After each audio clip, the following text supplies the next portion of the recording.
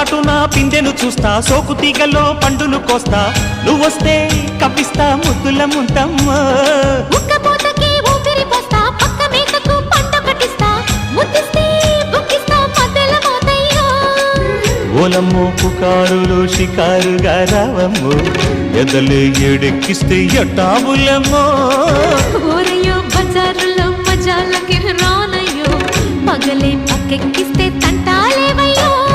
మిట్టిల మీదున్న మిస్సమ్మయ్య సంటే వడ్డీలతో పాటు ఒళ్ళోకి వస్తుంటే పోగ